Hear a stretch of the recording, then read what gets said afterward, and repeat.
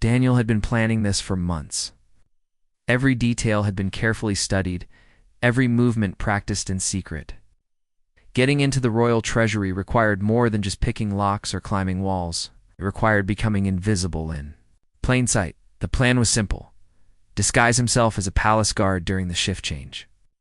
Walk confidently through the corridors, access the treasury, while the real guards were distracted by the evening ceremony.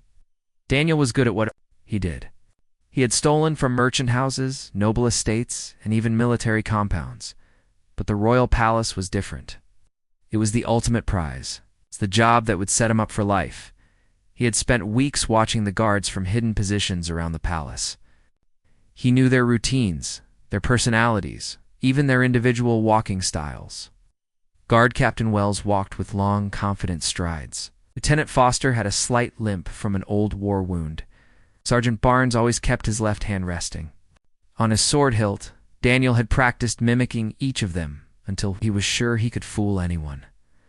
The guard uniform had cost him a fortune on the black market. It was authentic, complete with the proper badges and ceremonial sword. When he looked in the mirror, Daniel saw a perfect replica of a royal guard. His confidence was sky high as he approached the palace gates that evening. The first test came. At the outer checkpoint, gate guard barely glanced at Daniel's forged papers before waving him through. So far, so good. Daniel walked through the palace courtyard with what he thought was the perfect guard swagger. He nodded professionally to other guards and kept his expression serious, but not suspicious. Everything was going exactly according to plan. The palace corridors were busier than usual because of the evening's harvest ceremony. Guards were moving. Between posts, servants were preparing decorations, and nobles were arriving for the festivities. It was perfect cover for Daniel's infiltration. He made his way toward the treasury wing. Mentally rehearsing the next phase of his plan, the treasury was guarded by 2 men during ceremonies, but Daniel had learned their rotation schedule. Precisely 8 o'clock.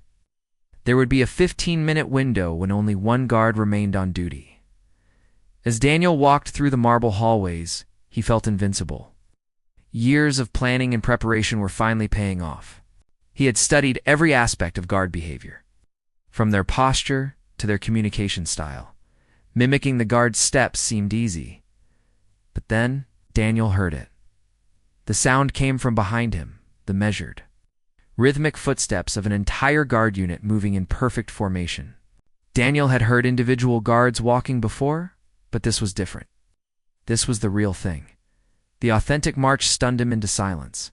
30 royal guards moved down the corridor in perfect synchronization.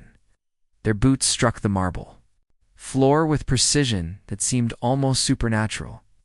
Each step was exactly the same length, each impact perfectly timed. The sound reverberated through the palace halls like thunder. But it wasn't just the sound that shocked Daniel. It was everything else, the way they held their shoulders, not just straight, but with a pride that came from years of defending something greater than themselves. The way their eyes scanned the environment, not casually, but with the constant awareness of men who knew that a single moment of carelessness could mean death for those they protected. Their weapons weren't just carried. They were worn like natural extensions of their bodies. Every guard moved with the confidence of someone who had trained for thousands of hours, who had faced real danger, who had earned the right to protect the royal family. Daniel suddenly realized how foolish he had been. He had been mimicking the surface behaviors of guards, their walking style, their posture, their uniforms. But he had completely missed the deeper reality of what it meant to be a royal guard. These men weren't just wearing costumes and following routines. They were warriors, protectors, and servants of something bigger than themselves. Their march wasn't just movement. It was a declaration of purpose, discipline, and unbreakable loyalty. As the guard unit passed by Daniel, he felt completely exposed. He was sure they would see through his disguise immediately. How could his amateur imitation fool men who lived and breathed this life every day? But something unexpected happened.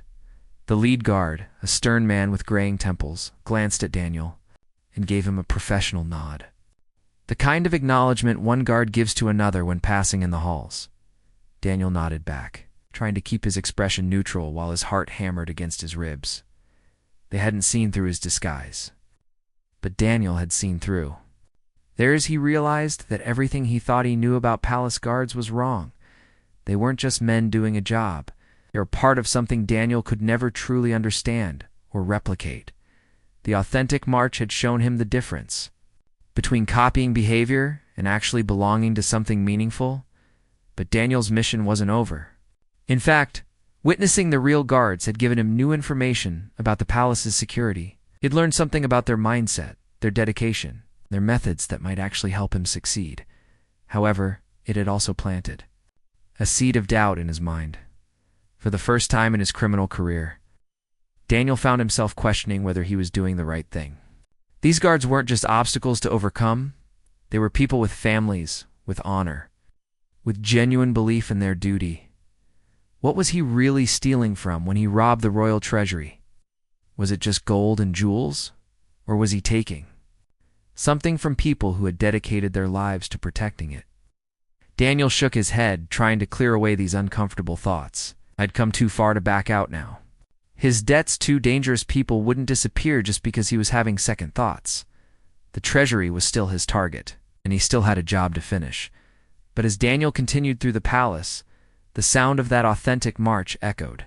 In his mind, it had changed something inside him, though he couldn't yet understand what. The evening was young, and Daniel's real education was just beginning. The difference between imitation and authenticity would prove to be more important than he could have ever imagined. His plan was about to encounter complications he had never anticipated.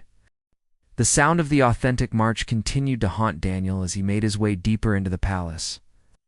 Every step he took now felt wrong, like he was walking in shoes that didn't fit. He tried to shake off the feeling and focus on his mission. The treasury was still 3 corridors away, and he needed to maintain his composure. But something fundamental had shifted in his mind. Daniel had always prided himself on being observant. As a professional thief, he studied people carefully, learning their habits and weaknesses. But watching those guards march had shown him how much he had missed. He had seen their uniforms, their weapons, and their basic movements. But he had never noticed the deeper signs, the way they carried themselves with quiet dignity. The subtle communication between them that came from years of working together. The sense of shared purpose that united them. Now, as Daniel walked through the palace, he began to see other things he had missed before. The way servants moved with respect rather than fear when guards were present. The genuine smiles guards exchanged with people they knew. The careful attention they paid to everyone's safety, not just the royal families. These weren't the brutal enforcers Daniel had imagined. They were protectors, and the people around them actually trusted and respected them. Daniel's thoughts were interrupted when he nearly walked into another guard coming around a corner. This one was different, older, with kind eyes and a gentle manner. "Haven't seen you before," the guard said pleasantly. "New assignment?" Daniel's mouth went dry. He hadn't prepared for casual conversation with guards who might know each other personally. "Yes, sir," Daniel managed. "Just transferred from the northern outpost." The older guard smiled warmly. "Welcome to the palace, son. I'm Sergeant Hayes. Been here 15 years now. If you need anything or have questions about palace protocol, don't hesitate to ask." The genuine kindness in Sergeant Hayes' voice hit Daniel like a punch to the stomach. This man was offering to help him, to mentor him, to welcome him into their brotherhood. And Daniel was lying to his face while planning to rob the place Hayes had sworn to protect. "Thank you, sir," Daniel said quietly. "I appreciate that." Sergeant Hayes walked away. Daniel felt something he had never experienced during a job before: guilt. He tried to push the feeling aside and continued toward the treasury. But every guard he passed now seemed like a real person rather than just an obstacle. They had names, families, hopes, and fears. They had chosen to dedicate their lives to something bigger than themselves. Daniel reached the treasury wing just as the evening ceremony was beginning in the Great Hall. The corridors were quieter now. Most guards focused on protecting the royal family during the public event. This was the moment Daniel had been waiting for. The treasury door was guarded by a single man, a young guard who was reading a letter. By candlelight, As Daniel approached, he could see the guard's face in the flickering light. The young man was smiling at whatever he was reading. Daniel caught a glimpse of feminine handwriting and realized it was a love letter. The guard looked up as Daniel approached. "Evening," he said cheerfully. "Beautiful night, isn't it?" Daniel replied automatically. "Very beautiful." "I'm getting married next month," the guard continued, holding up the letter. "My fiancée lives in the village. She writes to me every day." His face glowed with happiness. "I'm the luckiest man in the kingdom." Daniel felt his carefully constructed plan beginning to crumble. This wasn't supposed to happen. Guards were supposed to be stern, suspicious, and unfriendly. They weren't supposed to share personal stories about love and happiness. "Congratulations," Daniel said, and meant it. I know. Standing guard can be lonely, but knowing she's waiting for me makes every night worthwhile." The young guard folded the letter carefully and tucked it into his uniform pocket. Right over his heart, Daniel realized he was at a crossroads. Original plan called for him to distract or disable this guard and then break into the treasury. He had all the tools and skills necessary to succeed. But looking at the young man's trusting face, Daniel found himself unable to act. This guard wasn't just doing a job. He was protecting something that mattered to him, his home, his future, his chance at happiness with the woman he loved. The treasury wasn't just gold to him. It was the foundation of the kingdom where he planned to build a life. It's everything. "All right," the guard asked, noticing Daniel's hesitation. "You look troubled." Daniel stared at the treasury door, just 20 feet away. Inside was enough wealth to solve all his problems, to pay off his debts, to start fresh somewhere far away. But getting to that wealth meant betraying this kind young man who had shared his joy so openly. It meant stealing from people who had shown him nothing but courtesy and respect since he had entered the palace. For the first time in his criminal career, Daniel began to wonder if there might be a different way to solve his problems. "I'm fine," Daniel said finally. "Just thinking about some things." The guard nodded understandingly. Palace duty gives you a lot of time to think. Sometimes that's good, sometimes not so much. As they stood together in comfortable silence, Daniel made a decision that surprised him more than anyone. He was going to abandon his plan. But as Daniel turned to leave, he heard something that changed everything again. The sound of approaching footsteps. Multiple people, moving quickly and quietly through the corridors. These weren't the measured steps of regular guards. These were the stealthy movements of people who didn't want to be noticed. Daniel's criminal instincts kicked in immediately. Something was wrong. Very wrong. The young guard heard it too. His hand moved to his sword hilt as his expression became alert and focused. "That's not a scheduled patrol," the guard whispered. Daniel found himself in an impossible situation. He had come here to rob the treasury, but now it looked like someone else was planning something much worse. And the only person standing between the threat and the royal treasure was one young guard with a love letter over his heart. Without thinking, Daniel stepped closer to the guard, his own hand moving to the sword he carried as part of his disguise. "We should probably investigate," Daniel said quietly. It was the moment when everything changed, when a thief became a protector, and when mimicking honor accidentally led to finding it. The mysterious footsteps were getting closer. Daniel and the young guard, who had introduced himself as Private Cooper, pressed themselves against the stone wall and listened carefully. 6 men, maybe 7, Cooper whispered, his training evident. In how quickly he assessed the threat, moving in formation but trying to stay quiet, professional. Daniel's criminal experience told him the same thing. These weren't amateur thieves or drunken soldiers. These were skilled operators with a specific mission. They appeared around the corner moments later, 6 men dressed in dark clothing, faces covered with black cloth. They moved with military precision, each one covering a different angle as they advanced toward the treasury. Cooper stepped forward boldly, his sword drawn. "Alt, state your business in the treasury wing." The lead intruder raised his crossbow. "Without hesitation, stand aside, boy. This doesn't concern you."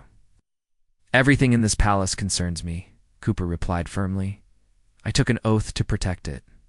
Daniel watched in amazement as the young guard faced down 6 armed men without flinching. This wasn't the naive romantic who had been reading love letters moments before. This was a trained warrior prepared to die for his duty. The intruders attacked without warning. Cooper fought with skill that surprised Daniel. The young guard's sword work was precise and deadly, and he managed to wound 2 attackers before their superior. Numbers began to overwhelm him. Daniel faced a choice that would define the rest of his life. He could slip away quietly and let Cooper face the attackers alone. No one would ever know he had been there. He could escape the palace and find another way to solve his financial problems, or he could help defend the treasury he had originally come to rob. When Cooper stumbled backward, blood streaming from a cut on his forehead, Daniel made his decision. "Cooper, duck," Daniel shouted, drawing his own sword and leaping into the fight. The battle in the narrow corridor was fierce and chaotic. Daniel's street fighting experience proved valuable against the intruders' military training. While they expected to face disciplined palace guards, they weren't prepared for Daniel's unpredictable, desperate fighting style. Together, Daniel and Cooper managed to defeat 4 of the 6 attackers. The remaining 2 fled when they heard the sound of reinforcements approaching from the main hall. Cooper leaned against the wall, breathing heavily and staring at Daniel with confusion and gratitude. "Thank you," Cooper said, "but I have to ask, who are you really? You fight like someone with real combat experience, but I don't recognize you from any of the guard units." Daniel realized he had to make another crucial decision. He could continue lying, or he could trust this brave young man with the truth. "My name is Daniel," he said quietly, "and I came here tonight to rob the treasury." Cooper's eyes widened with shock, but he didn't immediately draw his sword. "You're a thief?" "I was," Daniel said. "But those men weren't here to steal gold. They were professionals with a specific mission. This was something bigger than robbery." Cooper studied Daniel's face carefully. "You saved my life.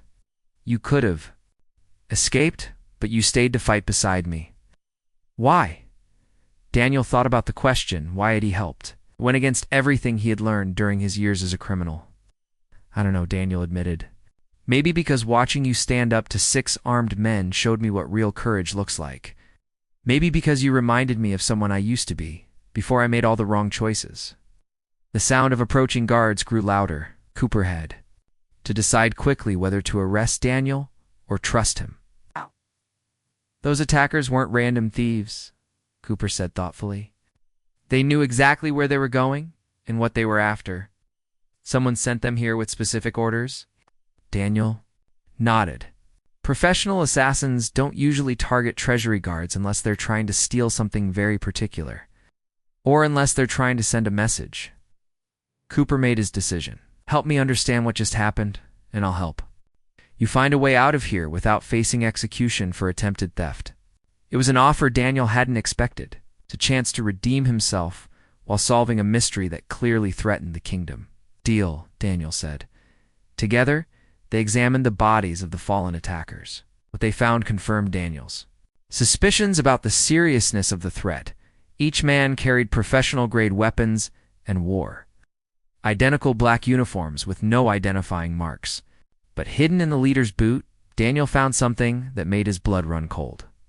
A small scroll with detailed drawings of the palace layout, guard rotation schedules, and most disturbing of all, a sketch of Queen Isabella with an X marked over her face. This wasn't about the treasury at all, Daniel realized. They were using the treasury as a diversion. The real target was the Queen. Cooper's face went pale. The ceremony. "She's completely exposed in the Great Hall right now, surrounded by hundreds of people." They could hear the sounds of celebration echoing through the palace music, laughter, and applause. The Queen was addressing her subjects, completely unaware that assassins were moving through her own palace. "We have to warn someone," Cooper said urgently. But Daniel had a terrible realization. If these men knew the guard schedules and palace layouts so perfectly, they had inside help. Someone in the palace provided them with this information. Cooper stared at the detailed drawings in shock. "You're right. This intelligence could only come from someone with high-level access." Daniel felt the weight of responsibility settling on his shoulders. He had come here as a thief, but now he was possibly the only person who could prevent a royal assassination. The irony wasn't lost on him. The man who had planned to steal from the crown might be the one person who could save it. "We need to get to the Great Hall," Daniel said. "But we have to be careful. There's a conspiracy inside the palace. We don't know who we can trust." As they prepared to leave the treasury wing, Cooper looked at Daniel with new respect. "You know, for a thief, you make a pretty good guard." Daniel managed a grim smile. "I'm learning that there's more to being a guard than I ever understood." The authentic march had taught him the difference between playing a role and living away. Purpose. Now he had to discover whether he could rise to meet that purpose when it mattered most. Daniel and Cooper moved carefully through the palace corridors toward the Great Hall.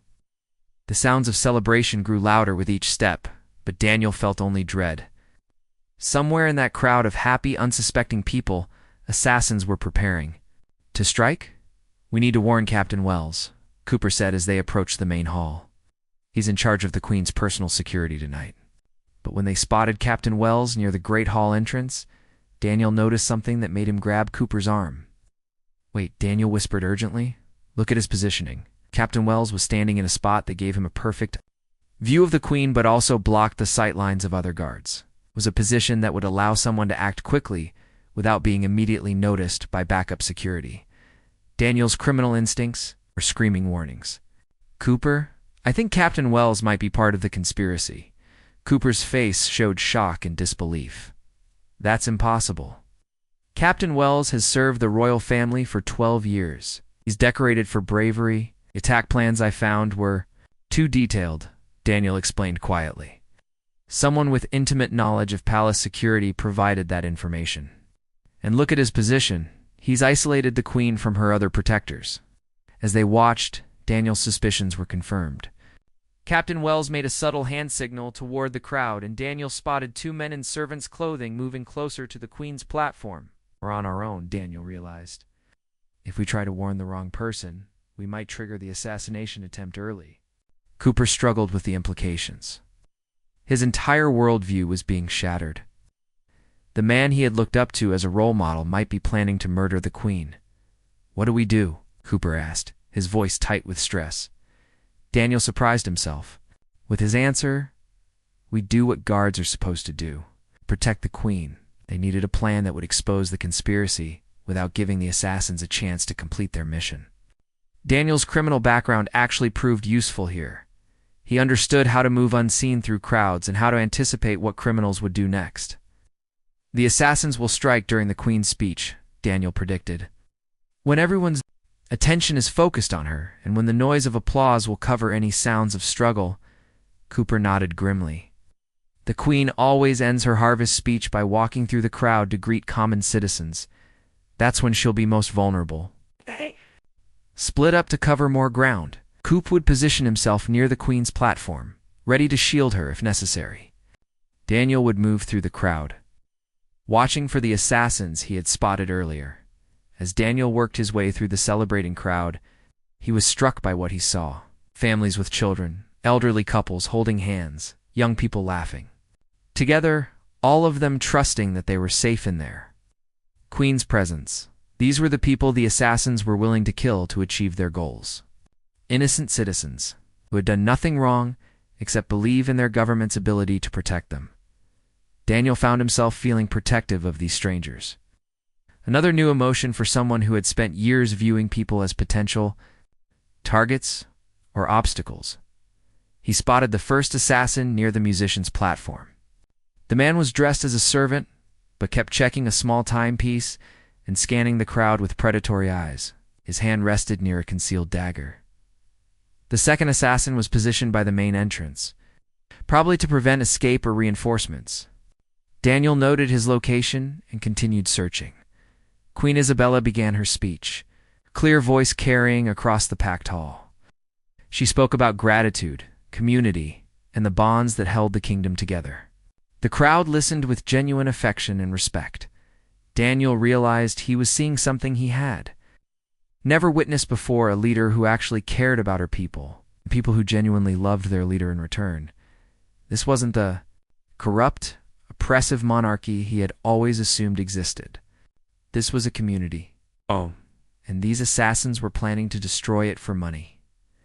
The Queen's speech was building toward its conclusion. Daniel could see Captain Wells moving subtly into position, and the assassins were preparing to act. But Daniel had spotted something else that changed everything, hidden in the balcony above the Great Hall. A crossbow was aimed directly at the Queen's heart. This wasn't just a knife attack, it was a coordinated assassination with multiple backup plans. The archer in the balcony was the real threat. The other assassins were probably diversions to draw attention away from the true killing blow. Daniel had seconds to act. He could shout a warning, but that might cause a panic that would give the assassins cover to escape. He could try to reach Cooper, but there wasn't time.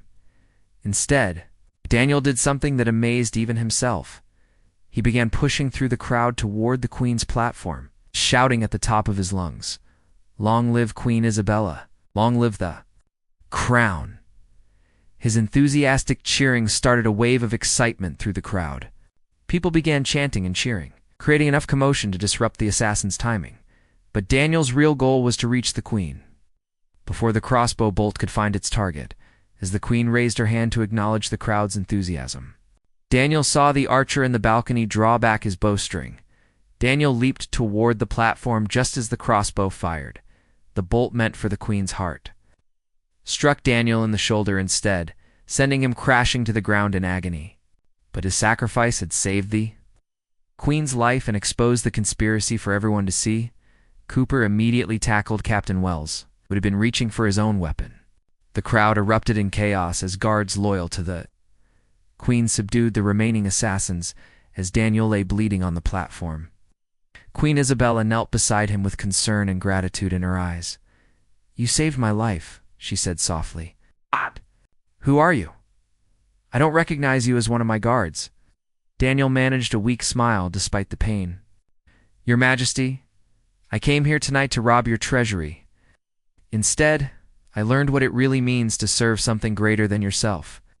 The Queen's expression showed surprise, but also understanding. "And what did you learn?" "I learned that some things are worth protecting," Daniel said as darkness began to close in around him, "even if you have to give up everything else to do it." Daniel woke up 3 days later in the palace medical wing, his shoulder wrapped in clean bandages and his arm in a sling. The crossbow bolt had missed any vital organs, but the wound would take weeks to heal properly. His first visitor was Private Cooper, who looked relieved to see Daniel awake. "You saved the Queen's life," Cooper said, sitting down beside the bed. "The whole kingdom is talking about the brave guard who threw himself in front of an assassin's bolt." "I'm not a guard," Daniel reminded him weakly. "You are now," Cooper replied with a smile. "Queen Isabella has officially pardoned your attempted theft and offered you a position in the royal guard. She said anyone willing to die for the crown deserves to serve it." Daniel stared at the ceiling, overwhelmed by the unexpected turn his life had taken. 3 days ago, he had been a desperate criminal. He was being offered a chance to become the very thing he had been impersonating. "What happened to the conspiracy?" Daniel asked. Cooper's expression darkened. "Captain Wells is in the dungeon awaiting trial for treason. The investigation revealed that he was being blackmailed by foreign agents who had discovered his gambling debts. He provided them with palace security information in exchange for money and threats against his family." Daniel felt a mixture of anger and pity. Wells hadn't been evil like the villains Daniel had imagined. He had been weak and desperate, making terrible choices to protect people he loved. The other assassins, captured or killed? But Daniel, that's not the most important part. Cooper leaned forward intently. The investigation uncovered something much bigger. This assassination attempt was just one part of a coordinated attack on multiple kingdoms. Foreign powers are trying to destabilize the entire region. Over the next few days, as Daniel recovered, he learned the full scope of what they had prevented. Intelligence gathered from the captured assassins revealed a network of corruption and violence that stretched across the continent. The crossbow archer, before he died from wounds sustained during his capture, had confessed to being part of an organization that specialized in political assassinations. They were hired by wealthy merchants who profited from war and chaos. Queen Isabella visited Daniel personally to thank him and discuss his future.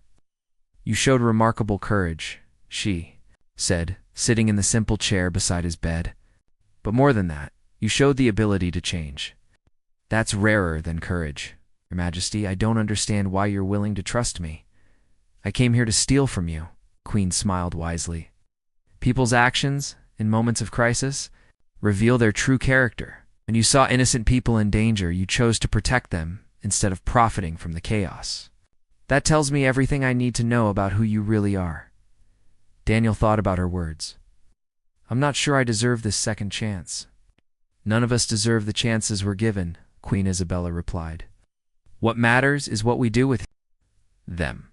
The Queen explained that the kingdom needed people like Daniel, individuals who understood both the criminal mind and the desire to serve something greater. The recent conspiracy had shown that traditional security methods weren't enough to protect against sophisticated threats. Creating a new special unit, the Queen said. Guards who can think like criminals, who can anticipate threats that conventional security might miss. I want you to help lead it. Daniel was stunned. From attempted thief to security leader in a matter of days, it seemed impossible.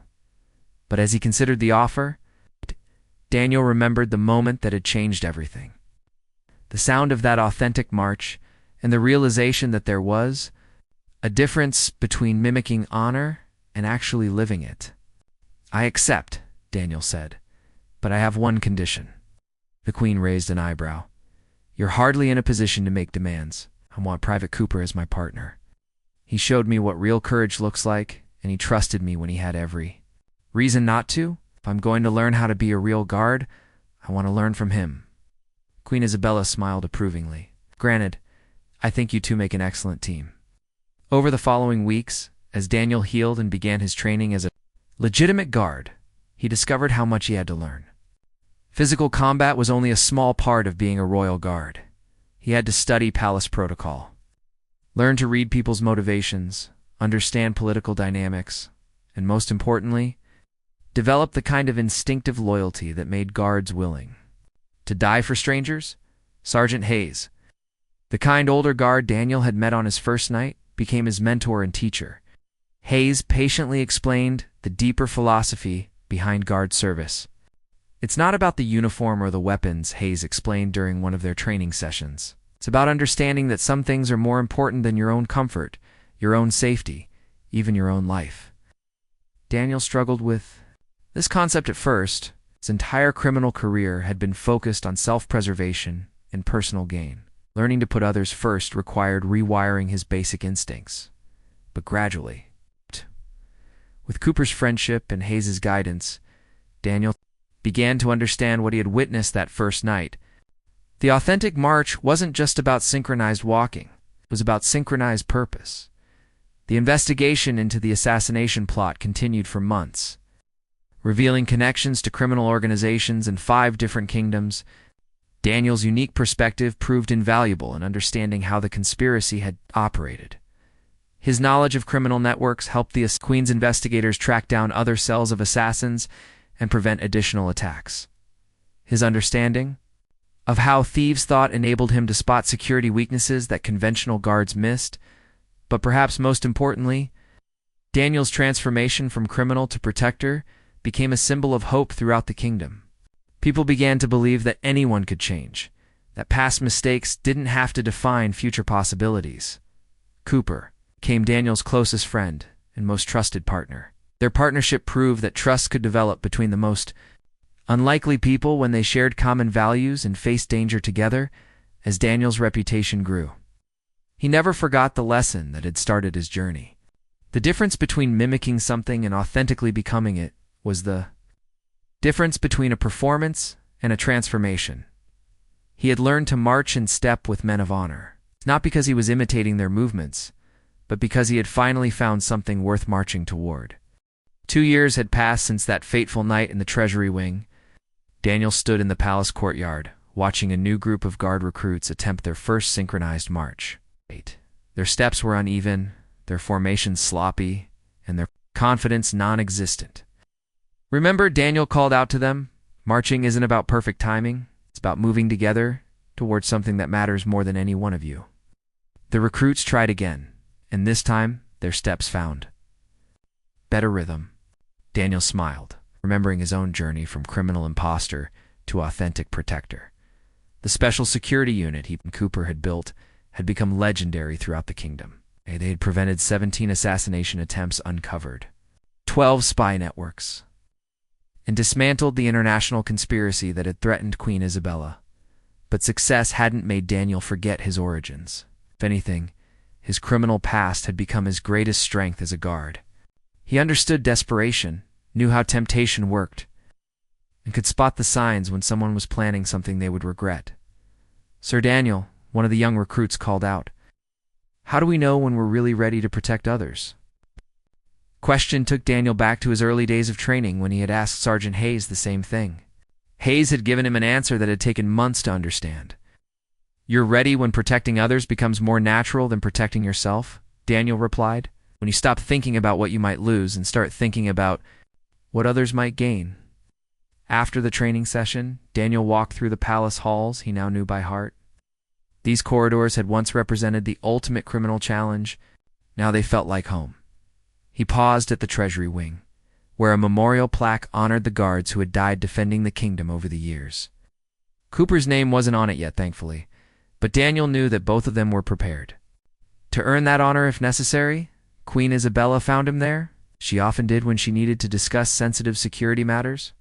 "Daniel, we've received intelligence about another potential threat," she said quietly. "Foreign agents are recruiting criminals in the capital city, offering them large sums to infiltrate the palace." Daniel nodded thoughtfully. This was exactly the kind of threat his unit specialized in addressing. "They're probably looking for people like I used to be, skilled, desperate, and willing to take enormous risks for money. Can you stop them?" "I can do better than that," Daniel said. "I can help them." The Queen looked surprised. "Help them?" Daniel explained his idea. Instead of simply arresting the recruited criminals, he wanted to offer them what he had been given, a chance to choose a different path. "Most criminals aren't evil, Your Majesty. They're desperate. If we can address their desperation while showing them a better way to use their skills, we might convert enemies into allies." It was a radical approach that went against conventional wisdom about dealing with threats. But Queen Isabella had learned to trust Daniel's unconventional thinking. "What do you need?" Over the next month, Daniel worked with Cooper to implement a program they called the Second March. They identified criminals who were being recruited by foreign agents and approached them with an alternative offer. Instead of gold for betraying the kingdom, they offered training, purpose, and legitimate work as special security consultants. They showed these desperate people that their skills could be used to protect rather than destroy. The program wasn't perfect. Some criminals chose to continue with their original plans and had to be arrested. But others, like Daniel himself, discovered that they had been looking for something more meaningful than money all along. Marcus, former pickpocket, became one of Daniel's most trusted agents. Sarah, who had specialized in breaking into noble houses, used her skills to test palace security systems. Thomas, a former smuggler, helped track foreign agents using routes Daniel never would have discovered. Each new recruit faced the same. The moment of truth Daniel had experienced.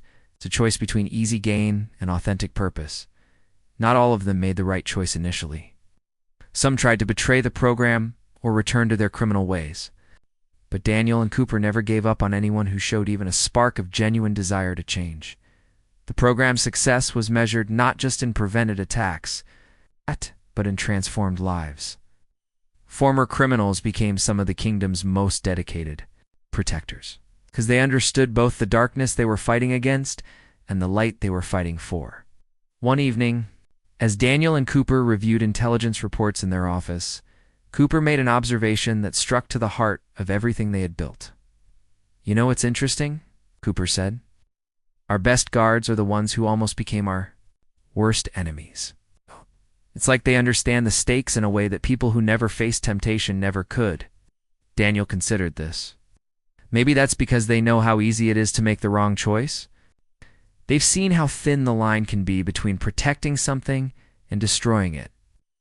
Their conversation was interrupted by a knock at the door. Sergeant Hayes entered, now promoted to training commander for the entire guard force. "Daniel Cooper." "I have news," Hayes said with barely contained excitement. 3 neighboring kingdoms want to implement their own versions of the Second March program. They're asking for your help to train their people. It was an opportunity Daniel had never imagined. The idea that had started with his own desperate choice was spreading beyond their kingdom's borders. Foreign agents aren't the only threat we face, Hayes continued. Desperation, poverty, and hopelessness are breeding grounds for violence and betrayal everywhere. But your program has shown that these can also be breeding grounds for courage and loyalty. If people are given the right opportunities, Daniel thought about how far he had come. From a thief planning to rob the treasury to a leader helping transform criminals across multiple kingdoms, it was a journey he never could have planned or predicted. But the most important transformation wasn't in his circumstances. It was in his understanding of what authentic meant. He had started by learning to mimic the surface behaviors of guards, their walk, their posture, their uniforms. But authentic service went deeper than any performance could reach. Real guards didn't just follow orders or protect treasure. They protected dreams, hopes, families, and futures. They stood between innocent people and the chaos that would destroy everything those people valued, the authentic march. Daniel had witnessed that first night hadn't been about military precision. It had been about 30 men moving together because they shared an unshakable commitment to something greater than themselves. Now Daniel was part of that march, not because he had learned to imitate it perfectly, but because he had discovered what it felt like to care more about others' safety than his own survival. As he prepared to help other kingdoms implement their own transformation programs, Daniel reflected on the lesson that had changed his life. Authenticity couldn't be copied or stolen. It could only be earned through choices made when everything was at stake, when the easy path led away from what was right, and when doing the right thing required giving up everything you thought you wanted. The march continued, one transformed life at a time, one authentic choice after another. And Daniel had finally learned to keep step, not by watching others' feet, but by listening to the rhythm of his own conscience. The thief who had come to steal had instead discovered what it meant to give. And in giving, he had found something more valuable than anything he could have ever taken.